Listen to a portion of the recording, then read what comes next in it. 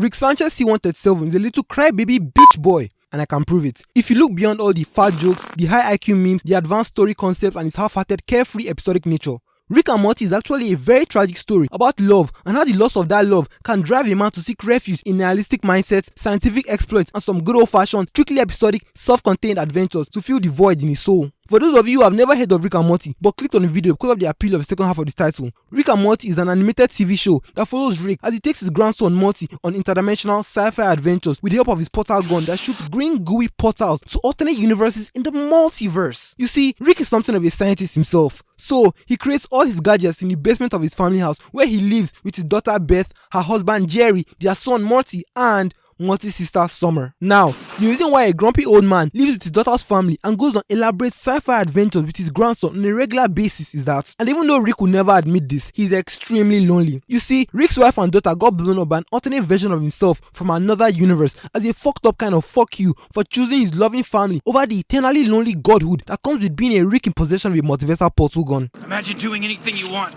then hopping to a timeline where you never did it. Imagine going anywhere, anytime with nobody able to stop you. Sounds lonely. Essentially telling him to fuck off. The infinite Rick. A god.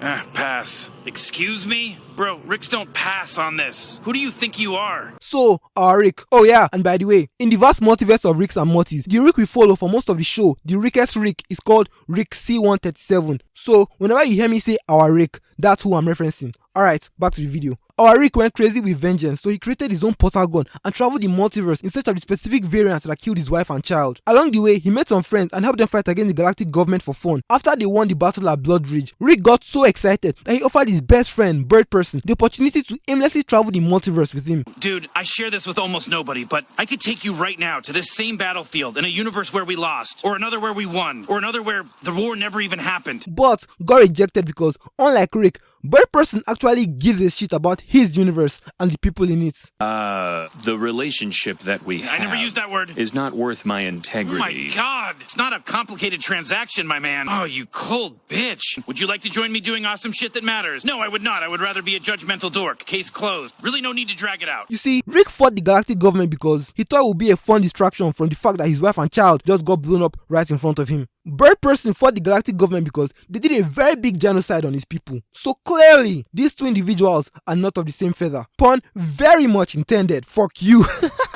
So, Rick got super sad, remembered his old dead wife and daughter situation, got even more sad and lonely, tried to find that fucking guy again, failed to find that fucking guy again, and just opted to drink away his sorrows for the rest of his life. But, at this point, word had gone around the multiverse about a particular Rick that was assassinating other Ricks. So, a bunch of Ricks gathered together and formed a gay-ass clubhouse, tried to kill our Rick to prevent from killing even more Ricks, all got fucking wrecked by our Rick, and proceeded to beg for their lives in the aftermath. Fucking pussy ass niggas. Because he didn't feel like dealing with them anymore and wanted to be left alone for good, he co-founded the Council of Ricks, helped build the Citadel of Ricks, and created the Central Finite Curve, which is an enclosed collection of universes in the multiverse where Rick is the smartest man alive. These are all measures that were put in place to make sure that Ricks of the multiverse never had to experience such a genocidal event ever again. So, for all their big talk, the Central Finite Curve is just a multiversal equivalent of Jerry Beret, but for Ricks. Created as a result of the trauma that came from getting wrecked so hard, they had to form a fucking clubhouse just to stay safe. For those of you that either don't know or don't remember, Jerry Beret is a daycare where you can dump stray Jerrys to keep them safe from, well, everything during dangerous adventures. The Central Finite Curve is just one big daycare to keep Rick safe from all the very dangerous and spooky multiverses where he isn't the absolute smartest man alive. So, canonically, Rick Sanchez C137 is a little fucking crybaby bitch boy that's sad because he lost his wife, so he built a safe space where he can play God and pretend to not care about anybody in an attempt to run away from his trauma. See, I told you I could prove it. Have I blown your mind yet? We'll gather all the pieces and stick them back together because we're just getting started, nigga. That was just a look behind the curtain that is the deep dark lore of Rick Sanchez, a mere prologue to the insanity that is this elaborately constructed video essay. After making peace with his multiversal selves, he relocated to the original universe of the particular variant that killed his family, took his place in his family, and decided to wait for him to return one day and just kill him. By the way, in this universe, Beth was abandoned by her father at a very young age, resulting in severe abandonment/daddy issues, leading to her obsessing over our version of Rick when he eventually takes the place of the Rick who killed his family and subsequently abandoned Beth in this reality. Yeah, don't look at me, nigga. I don't write this shit. I just tell you what happens in it. All that random Beth information will be important much later in the video, so don't even worry about it right now. He eventually ends up staying with this version of his family indefinitely, growing closer to them while drowning out the sadness of his painful, loveless loveless, lonely reality with alcohol and science experiments. This is exactly what will pick up with him in the pilot of the series as he drags Morty out of bed to go on an adventure with him, while clearly being so drunk he can barely talk without slurring his speech. So, in many ways, love is the primary driving force of this high IQ, facts-based science fiction show that worships science and the pursuit of fun above all things. Sometimes even portrays Rick as a god, but we'll discuss Rick's god complex in part 3 of this series. So, choosing his family over eternal godhood is paradoxically what leads him to become the lonely godlike figure that he didn't want to be in the first place. Yeah, life's really funny like that sometimes, ain't it? But none of that shit matters right now because we don't get any of all that info dump until about 5 seasons into the show. So let's take it all the way back to the basics. You see, Rick is what you would call the ultimate nihilist, due to the fact that he has access to multiple universes with infinite possibilities and an endless supply of the variants of the people he's supposed to care about. He claims that nothing matters. Nobody gets it. Nothing you think matters. This isn't special. This is happening infinite times across infinite realities. And he doesn't need to care about anybody because no matter what happens in his universe, as we saw him do in the opening exposition dump, he can just go to another very similar universe, take the place of his variant in that universe and live more or less the exact same life with the exact same people. So, by this logic, no one singular person is worth caring about or getting close to because they can very easily be replaced. And I don't mean your girlfriend being able to replace you with a guy best friend or something. No, I mean Rick can literally replace anybody in his life with an exact physical, mental and psychological duplicate. We've seen him do this multiple times over the course of the series with Morty, which is where the flaw in Rick's ideology starts to surface because why would he relocate to another universe with somebody else if nobody in his life mattered to him? If he could just replace anybody in his life with ease, why carry Morty along to your new universe when you could just get a replacement Morty when you get there? And you can't say it's because of efficiency due to him having one less person to replace. That would be a very fallacious thing to say because in order to relocate to a new universe, you need to find one that has a history of events that occurs in a very similar order to yours, with the only difference being that the version of you in that universe dies right before the time you need to take his place. There's an infinite number of realities, Morty, and in a few dozen of those, I got lucky and turned everything back to normal. I just had to find one of those realities in which we also happen to both die around this time. You see, the odds of finding a universe with a similar history to yours are very slim, which by itself shows another flaw in Rick's ideology by revealing his attachment to the specific events and memories he shared with the allegedly unimportant people that can very easily be replaced. But let's put a pin in that for now. And when you add the variable that the version of you in that universe also needs to die at the exact same moment when you want to take his place, the odds become even slimmer. Now, imagine how slimmer the odds will be when you add in yet another variable that says that the variant of your grandson also needs to die with the variant of you in that same universe. According to your ideology, you just essentially made your mission a whole lot more stressful for no good reason. Unless, of course, and this might sound crazy, you consider the fact that you actually do care about your grandson and you know for a fact that you'll be miserable without him because you spent enough time with him to actually develop a deep human connection and attachment to him. I know, crazy idea, but hear me out first. I mean, the first episode literally starts out with Rick dragging Morty out of bed to go on an adventure with him. He does this all the time, frequently dragging Morty out of school to spend time with him under the guise of an important adventure. Now listen, I need your help, Morty. I mean, we gotta get the hell out of here and go take care of business. And then we're gonna go on even more adventures after that, Morty. And you're gonna keep your mouth shut about it, Morty. You know, these are my teenage years. I just found out Jessica's single. Oh, wow, Morty. Wow, what an exciting life you lead. Let's go, in and out, 20 minutes adventure. Then acting annoyed when Morty does things he doesn't like. When he was one that dragged him into the adventure, knowing fully well that Morty was going to do Morty things. Dealing with him and constantly wanting to be with his grandson, despite his pestering nature. I don't know about you, Rick, but where I'm from, we call that shit love, nigga. And he doesn't just feel it for Morty. Pause. He cares very deeply about the other 3 members of his family because he knows that no matter how easy it is to replace people, you can never replace the memories you share with them. Rick clearly cares about those memories because he makes sure that the university he relocates to always has the same order of events as the universe he's coming from, just to make his transition as seamless as possible. I'll admit that an argument can be made for the fact that maybe Rick just wants to assimilate into another universe as easily as possible without having to learn the particular history of events of that version of his family. But we have way too much evidence in the other direction that allows us to boldly ignore this line of arguments. I can simply point to scenarios like season 10 episode 3 when Rick lost all the power he had in the family as a result of Beth and Jerry getting back together after Rick caused them to get a divorce in episode 1 of that exact same season. Rick essentially became the literal laughingstock of the family, and despite his daughter, or clone of his daughter, more on that later on, telling him to just go away, reminding him that he could just move to any of the infinite universes where he wouldn't be forced to deal with their family drama or the fact that none of them respect him anymore. Will you just go away? Aren't there like infinite timelines? Can't you just move to one where I don't know I'm a clone? He still decides to stay with them. You know, For a guy that claims to not care about anybody and clearly values being the most powerful person in the room, proven by the fact that in that exact same episode, he had a literal dick measuring contest with the President of America. Staying with the version of a family where you are now at the bottom of the dominant hierarchy is kind of strange. Or I don't know, could it maybe be because he has developed deep attachments and emotional connections to this particular version of his family? A real Scooby-Doo mystery over here. I can also point to the season 2 finale when his best friend, Bird Person, got murdered right in front of him, and he became a fugitive from his own planet because the galactic government was after him. He left his entire family to find a new home instead of living by himself or just living with Morty. Now, why would he do that if he didn't care about those very replaceable and worthless family members of his? Why would you do that for me? I don't know, maybe you matter so little that I like you. Or maybe it makes you matter. Maybe I love you. Maybe something about your mother. He even ended up surrendering to the galactic government when he realized that his family would always be in danger as long as he was around. Then in episode 1 of the very next season, in what could quite possibly be one of the greatest Rick and Morty episodes ever, they completely unraveled all that character growth and changed the motivation from love and genuine concern for his family to unresolved spite against both the galactic government for killing his best friend and Jerry for threatening to turn him in. So he dismantled the galactic government again and manipulates Beth into getting a divorce. Beth, it's him or me.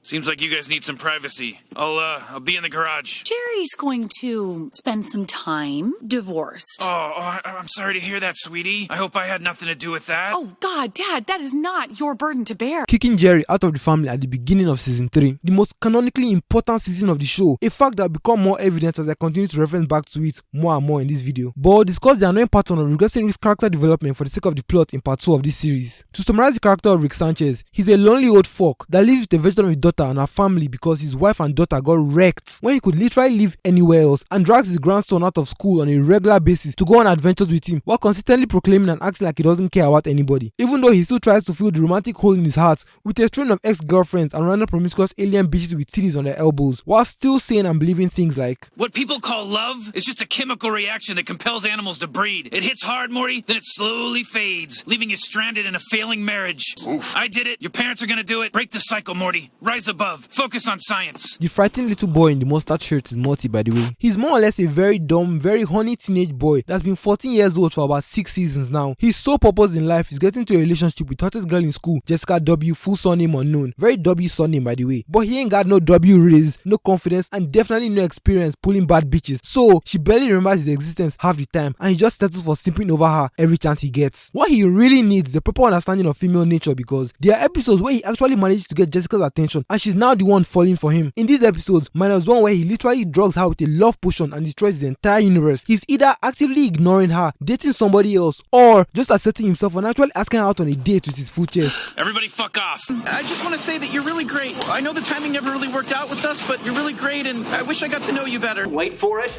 I wish I got to know you better. Oh, I mean, that's a lot.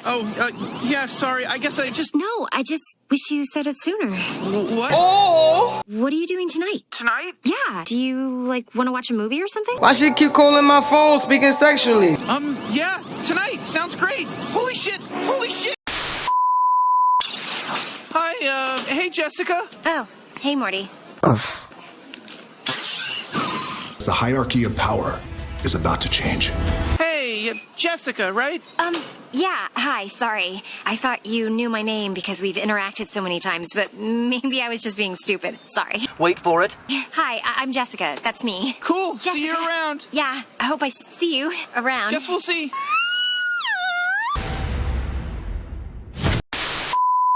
A bunch of us girls were gonna go skinny dipping later if you wanted to join. Oh! Actually, now. Really. We're gonna do it right now. This is the last conversation I'm having about it fully clothed. No thanks. Oof. Cool. Bye. Hi, Morty. It's Jessica. Come back, Morty. I miss you. You miss the old me. You miss someone that loved you so much you never had to love him back. How do you know I don't want to love you? Because I'm not sick. We'll dive deeper into this particular episode later on in the video, but let's wrap this up for now. Morty more or less looks up to Rick and wants to be like him because of how smart and cool he is. But as his love for his grandfather grows, his resentment for him isn't far behind. This is a result of how Rick treats him and the less than moral things he's willing to do, despite Morty's very verbal objections. But over the course of the series, this dichotomy of strong emotions slowly starts to fade away as Morty naturally becomes more and more like Rick. These Morty monologues from episode 1 of season 3 perfectly encapsulate Morty's mental perception of Rick after spending 2 whole seasons with him. Well, he's not a villain, Summer, but he shouldn't be your hero. He's more like a demon or A super fucked up god. He bails on everybody. He bailed on Mom when she was a kid. He bailed on Tiny Planet. And in case I never made this clear to you, Summer, he bailed on you. Oof. He left you to rot in a world that he ruined. Because he doesn't care. Because nobody's special to him, Summer. Not even himself. What say you, Summer? I say fuck you. The sassy teenage girl in the aggressively pink shirts. Oh yeah, that's Summer, Morty's sister and Rick's granddaughter. She's not really given a lot of attention in the show because she's usually featured in the B story of the episode, while Rick and Morty run the A story as the titular characters of the show. She's a little like Rick in the sense that they both do and say crazy shit regardless of how people react because they don't care what people think about them, or at least that's what they want us to believe. This makes sense because Summer takes after her mom while Morty takes after his dad, and Beth, being the daughter of Rick, unsurprisingly has a lot of his narcissistic and nihilistic tendencies, along with his big brains of course. Oh my god, I'm a father. But where Rick and Summer differ as characters and in their core motivations, Summer does and says crazy shit because she wants to be accepted by the edgy cool kids in her school, while Rick honestly just wants to be completely numb to his sad and painful reality as often as he can by drowning himself in as many fun activities as possible. This contrast in motivation is perfectly showcased in the final episode of season 1 when Beth and Jerry go on vacation, giving Rick and Summer an opportunity to throw a raging party. This is my chance to gain some footing with the cool kids. That's why you party? Boy, you really are 17. Why do you party? To get riggedy wrecked, son! Next time I party, I'm just gonna focus on getting totally wrecked. You're so wise. We don't really get a lot of major romantic storylines or character arcs with Summer, but we get a glimpse of her need to be accepted by people she regards as cool because she never really felt accepted by her parents. She finds out in the first interdimensional cable episode that she was a mistake and she's the reason her parents are stuck in a loveless marriage. All this time you've been thinking, what if that loser Jerry hadn't talked me out of the abortion? Well, now you know. You'd be a doctor. Whoop-de-doo.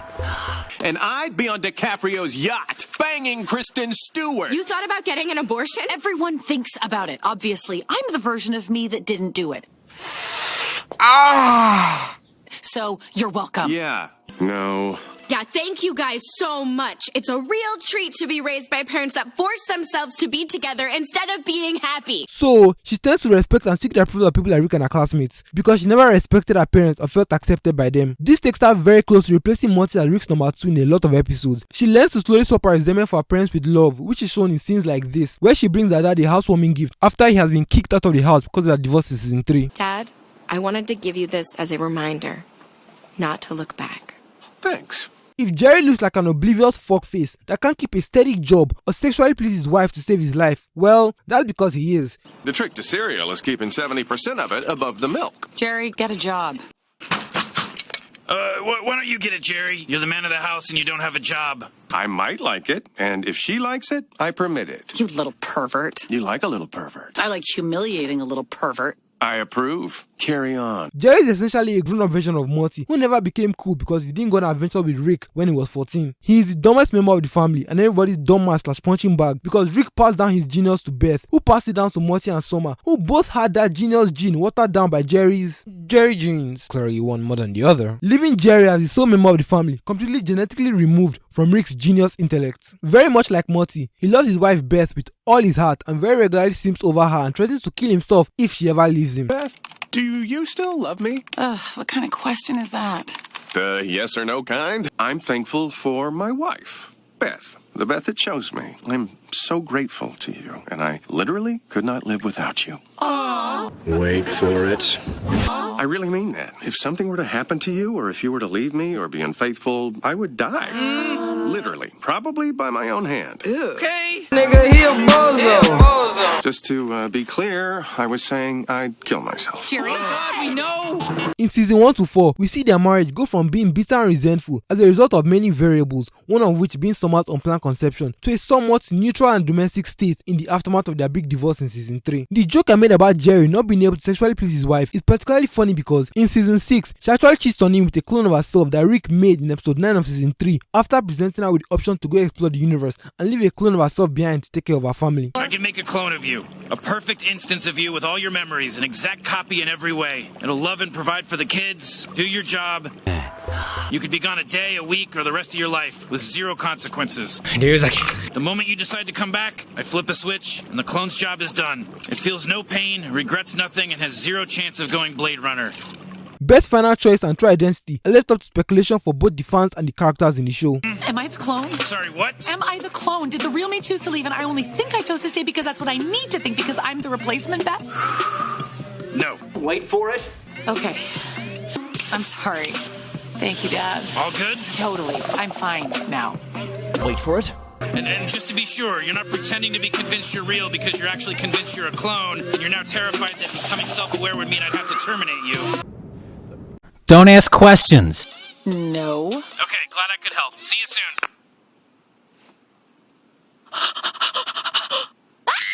The uncertainty of her identity almost tears her apart in the next episode, causing her to get back together with Jerry after Rick caused them to get a divorce earlier in the season, which leads him to become the lowest ranking member of the family. The new Jerry, if you will. Maybe you are a clone. It's not like Rick would tell us.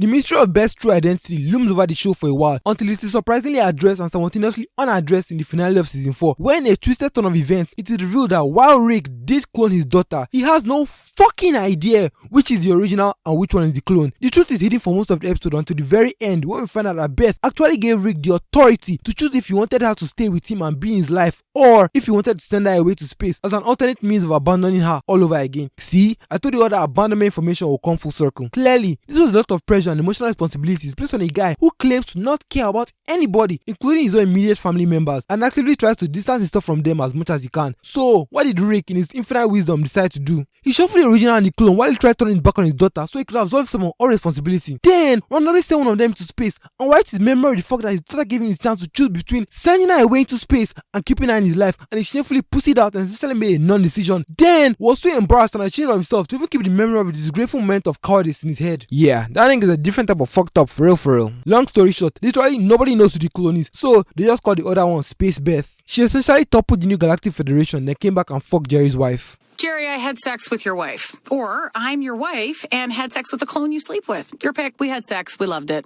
Upon finding out that his wife cheated on him with herself, Jerry literally rose into a shell that he had Rick surgically installed for him as an emotional defense system in an attempt to avoid dealing with the situation, as opposed to, just straight up killing himself, as he explained earlier in the episode. Rick harbors a lot of deep feelings of contempt for Jerry and generally disrespects him because, well, he's Jerry. Rick believes his daughter is too good for him and he's the reason her life got derailed because he quite frankly put a baby in her and derailed her entire life. You self-righteous piece of shit! You took my family! I took your family? Uh-oh. Who do you think had more taken from them when you shot 20 cc's of liquid dream killer into my daughter? He's talking about Summer. She was Rick's daughter, Jerry. She had options. Oof. That all ended because she felt sorry for you.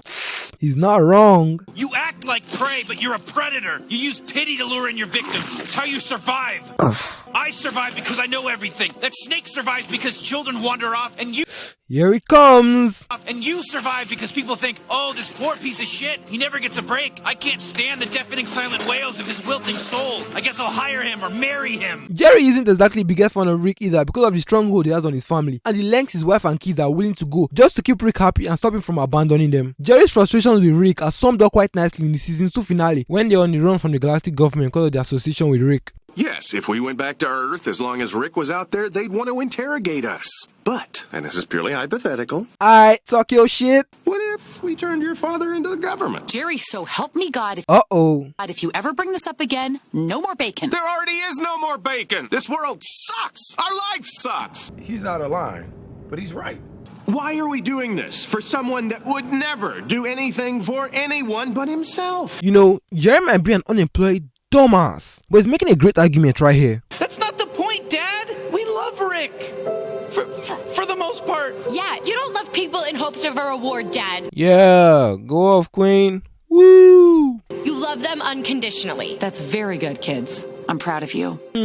Well, yes, but actually no. You see, unconditional love is a two-way street. Just like trust. I trust you, and in return, you feel like you can trust me. So you do. Love works the exact same way. Yes, you should absolutely love someone without expecting anything in return. But if you do things for somebody out of love and they actively refuse to help you out when you need it, then that person is simply taking advantage of you. Plus, you definitely can't sit there and tell me that you won't feel a certain type of way if your acts of love go unappreciated and unreciprocated. We are human beings. We love to love and we love to be loved. Everything in life is transactional to a degree, but let's not go too deep into that right now. And if you continue to love a person who's taking advantage of you, you'd be the definition of a fool. In this scenario, Morty, Beth and Summer are fools for letting Rick take advantage of their love, and Rick is an absolute piece of shit for putting his family through this tiresome ordeal. Wow, I can't believe I just said it with Jerry of all people. You little pervert. You like a little pervert. This show really is crazy. Also, this can definitely be considered as a side reason for why love sucks, but the real reason will be given in due time. Stay tuned. Okay, so let me get this straight. For the rest of your lives, no matter how much it hurts you, no matter how much it destroys our children's futures, go on. We're gonna do whatever Rick wants, whenever he wants. Yes. Why? Because I don't want him to leave again, you dumb asshole! That was deep, bro. That was deep. God damn. Fuck. All your intellect and you just got humbled by Jerry of all people. Fucking crazy shit. Some might explain Jerry's animosity towards Rick as just a product of his insecurities and feelings of inferiority. But I'm pretty sure anybody would be upset if some guy just came in and very easily commanded the respect and admiration of his entire family. This is particularly glaring with Beth, his wife, who is also the daughter of Rick. In this universe, Rick abandoned her when she was very young, which clearly gave her abandonment issues, resulting in her incessant need to keep Rick happy in order to prevent him from abandoning her ever again. In the early seasons of the show, and by early, I mean pre-season 3, Rick is very clearly Beth's top priority in the family. He even takes a spot above the safety and welfare of her children, because she very regularly allows Rick to take Morty on all his adventures. A decision that Jerry is very clearly unhappy with, but obviously can't do anything about. She simply just tolerates him now, as any attraction she felt towards him before has long since faded away, because she has now taken up the masculine role in their relationship as the sole breadwinner in the house. Yeah, you go, queen! Due to Jerry's inability to hold down a steady job, she had to forego her dreams of being a real surgeon and settle for just being a hot surgeon to feed her family. A specific distinction that Jerry very casually and consistently expressed his disregard for in the earlier seasons, while still fully being unable to hold down a job. Yet, he wonders why his wife doesn't respect or love him. I'm performing surgery, but not on a horse, on a human. That's great, Beth. You always wanted to be a real surgeon. Uh-oh. I am a real surgeon. Yeah.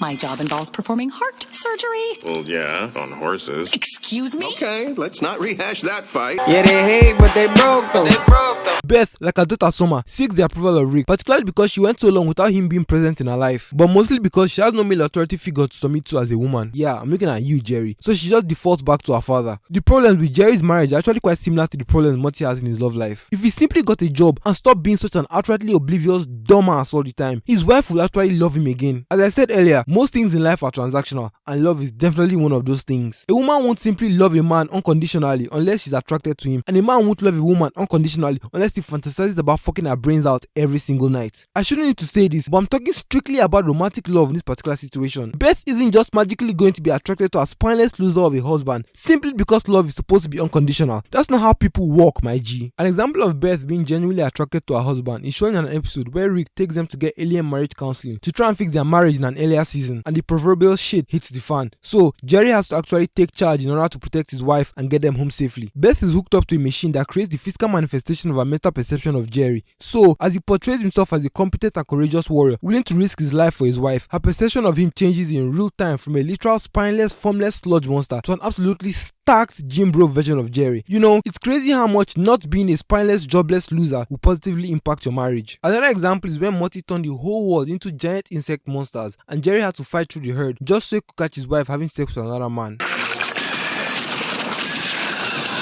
Nobody's killing me until after I catch my wife with another man. Then eventually ends up becoming a pro at killing monsters and ends up saving his wife in the process. Oh my God! Jerry, thank God! God? God's turning people into insect monsters, Beth. I'm the one beating them to death. I want you back in my guts like I'm one of your sick little fillies. Thank me. Thank you, Jerry. Thank you.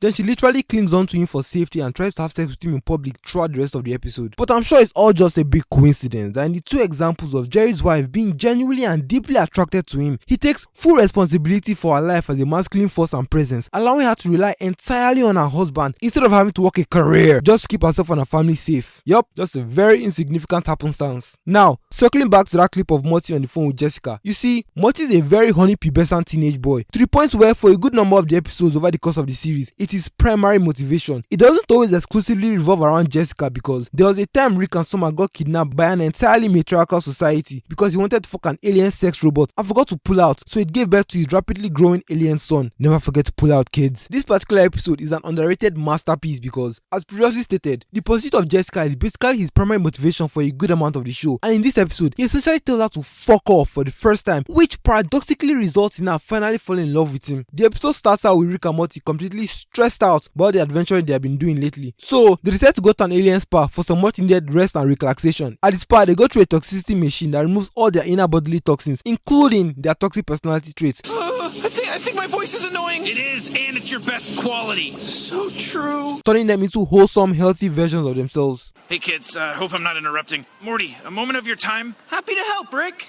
But the twist is, because come on, it's Rick and Morty, there's always a fucking twist. The machine only removes what the person believes are their own personal toxic traits. So, Rick loses his irrational attachment to Morty, proving that Rick fundamentally knows that he gives a fuck about Morty and also sees that as a bad thing. Morty stops obsessing over Jessica, meaning he always knew deep down that shit wasn't exactly pushing P. He gets a new hotter girlfriend and immediately does a Wolf of Wall Street because I guess he also saw his naive, juvenile, altruistic nature as a flaw as well. But the best part about his character in this episode is the phone call he has with Jessica, where she begs him to come back to her after he has moved on with his life. Come back, Morty. I miss you. You miss the old me. You miss someone that loved you so much you never had to love him back. How do you know I don't want to love you? Because I'm not sick. Did you hear that? How do you know I don't want to love you? Because I'm not sick. Because I'm not fucking sick anymore. Morty spent most of his days begging for Jessica's attention, but she barely gave him the time of day. Now, this isn't a full-on fuck Jessica parade because, as I said before, love should be unconditional. But that doesn't mean that it's going to stop being fundamentally transactional. Jessica simply wasn't attracted to Morty because his life revolved around her. He had no purpose other than worshipping her and trying to be with her. That's not good, because women want a man who doesn't need them but is willing to do anything to protect them. It's another one of those weird little paradoxes, but it's the way women are. Morty finally became his own man and did something meaningful with his life that didn't involve begging for Jessica's attention, and the moment he no longer needed her was exactly when she started to fall in love with him, because that was the moment she finally became attracted to him. We've seen this pattern occur in other episodes before. Boys, listen, if you like a girl, don't be afraid to ignore her for just a little bit. If she likes you back, the bitch will come back and talk to you. It's that simple. But if she doesn't come back, now you know she doesn't fucking like you and can stop wasting your time. Everybody wins. This applies to people in general, but women particularly tend to want what they can't have. So if a guy is unavailable to them, that's the guy they want. The guy that's giving her all the attention that she claims to want, she has no time for him. The guy that's busy and has no time for her, that's exactly who the fuck she wants to talk to. Yeah, it sounds backward as fuck, doesn't it? That's women for you. This is similar to his dad relationship in the sense that when Jerry finally took responsibility for the safety of his wife, instead of hiding the fear like he normally would, she immediately became attracted to him again. When Morty took control of his life and centered it around his own growth and personal development, then got himself a hot girlfriend who appreciated him for who he was. Instead of aimlessly chasing Jessica, she immediately fell in love with him for the first time. The through line here is that they both got the girl, immediately they became more masculine. But now that he has overcome his juvenile obsession, he no longer wants to be with her because he finally sees her for the shallow and selfish person that she really is. Again, Jessica isn't completely at fault here. After all, she's just a teenage girl. She didn't ask to be aggressively attractive or wired the way she is. But when all is said and done, the truth remains, you can't logic your way out of emotions, my guy. This simply means that no matter how hard you try to explain a situation or a scenario or the logical reasoning behind the order of an event to somebody who feels a certain way about something, the understanding of that explanation cannot and will not nullify the way that person feels about that particular situation, event or thing in that moment. And that's assuming the person even understands what you're trying to explain in the first place. We are subjective beings and our subjective feelings always take priority over objective reality in our minds. It's just the way we operate. But an argument can be made for the fact that men more often find it easier to overturn this dynamic and tend to be more willing to suppress their subjective emotions in order to see and understand the objective truth of the matter, while women tend to struggle to make the same paradigm shift in their cognitive examination of any given situation. Okay, that was a lot. Gonna give you guys a little break, give some time to take it in, process and understand what you just heard. If it sounds like I just used a lot of very big words to say that women are very emotional, well, because I just did. Oh Lord! That might have sounded a bit too unintentionally misogynistic right there. better run some interference real quick. Oh wow, look over here! Remember when I offended that girl that broke my boy Morty's heart and actually gave her the benefit of the doubt instead of just trashing her? Or that time I called Beth a queen for being an independent boss girl and making all the money in the house. Just ignore that little section where I kind of hinted that maybe it would be a little bit better if Jerry was one running the house, making all the decisions and taking full responsibility for the family, while Beth followed his lead and completely relied on her husband for her safety and well-being. I didn't mean any of that crazy misogynistic bullshit. Look, I'm a feminist, just like you!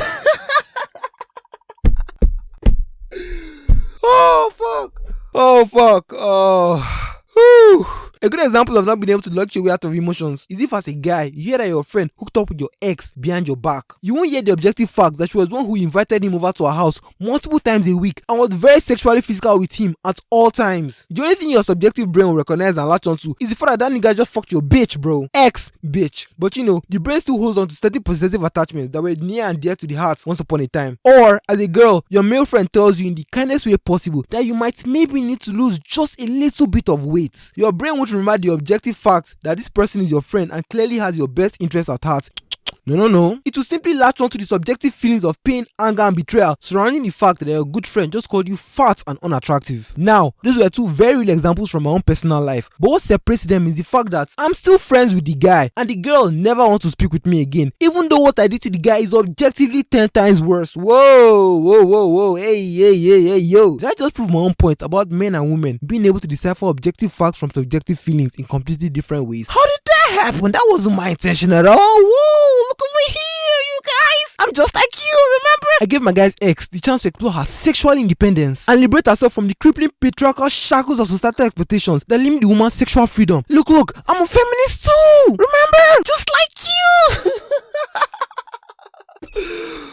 Oh, sweet Jesus. So, all that being said, Morty definitely isn't concerned with any of the things I said earlier that might have justified Jessica's bad behavior. All he knows is that he was hurt by a person who wanted to be loved and adored so much she never had to give that love back, but now only wants him because she knows she can't have him. That's not love, bitch. That's sickness. And as my man Morty said, he's not fucking sick anymore. W Morty in the chat, everybody. W fucking Morty. Also, a good friend of mine recently got over this girl that put him through turmoil for literally years on end, and he put her in a place in a very similar fashion to what Morty did with Jessica, and I'm very proud of him for that. So let's get some double W's in the chat, everybody. The whole point of Rick as a character is that he's a victim of his own trauma. He tries to run from that trauma by avoiding the possibility of reliving the exact same type of pain that caused him said trauma. So he puts on this hard guy, zero fucks given, only here for a good time, not a long term persona, and pushes everybody away in an attempt to protect himself from having to re-experience that trauma from his past, because he cannot imagine a future where that trauma doesn't repeat itself. So he tries his best to run away from it every second of every day in every fucking self-contained adventure. Now, CJDX and Implicitly Pretentious are two YouTubers that definitely inspired the next section of this video, and I'd be full of shit if I didn't give that disclaimer. Trauma. We all have it, and if you don't worry, it's coming. Yeah, it already came, CJ. Now how do I make it go away? Trauma is an event from your past that was so painful that it shattered your perception of reality and made it impossible for you to imagine a future in relation to that traumatic event. Now, what the fuck does that mean? Let's elaborate on that with a completely random example that's certainly not from my own personal past experience, because that's definitely not a thing I do on this channel. So imagine it's 2019 and you've been dating this girl since 11th of November 2017. At this point, the relationship is completely toxic, proper communication is almost non-existent, and your girlfriend has lost so much attraction for you that she's completely